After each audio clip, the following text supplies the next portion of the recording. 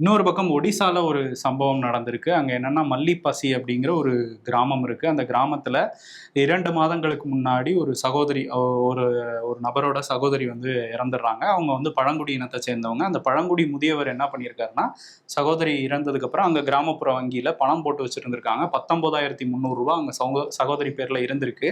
அத போய் எடுத்துறலாம் அப்படின்னு சொல்லி போம்போது, உங்க சகோதரிய கூட்டிட்டு வாங்க அப்படின்னு சொன்னா, அவங்க இறந்துட்டாங்கன்னு சொல்லியிருக்காரு. இல்ல அவங்களுக்கு அப்ப டெத் சர்டிபிகேட் வேணும். இல்லன்னா நாங்க பணத்த எடுக்க விட மாட்டோம்ன்னு அவர பலமுறை வந்து அலக்கழிச்சிருக்காங்க. இதுல இப்ப என்ன பண்ணிட்டாரு அவரு அப்படின்னா, இவங்க நம்பல போல நம்மள அப்படின்னு நினைச்சுட்டு, அவர் போய் அந்த புதைச்ச இடத்த தோண்டி, எலும்பு கூடுகள் தான் இருந்திருக்கு. அந்த கூடுகள்லாம் எடுத்துட்டு வந்து பேங்க் வாசல்ல வச்சு பாருங்க, நான் உண்மைய தான் சொல்றேன் அப்படின்லாம் சொல்லியிருக்காரு. ஒரு பரிதாபகரமான ஒரு சம்பவம் தான் இது. அங்க வந்து அவரு அப்படி சொன்னதுக்கப்புறம் போலீஸுக்கு கூப்பிட்டுருக்காங்க பேங்க்ல இருந்து. அப்புறம் போலீஸ் வந்து பேசி டெத் சர்டிஃபிகேட் இருந்தா தான் எடுக்க முடியும். நீங்க போய் அதெல்லாம் எடுத்துட்டு வாங்கன்னு சொல்லி அவர திரும்ப அங்க புதைக்க வச்சிருக்கிறாங்க, அந்த எலும்புக்கூடுகள.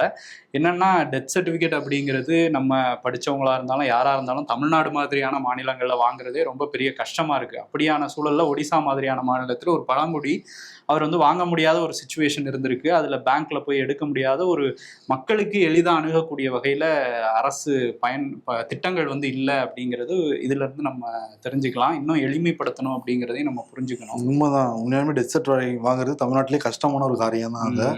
ஏன்னா ஃபுல்லா வந்து இறப்புலையும் சில அதிகாரிகள் காசு கேட்கறத கண்கூட பார்க்க முடியுது.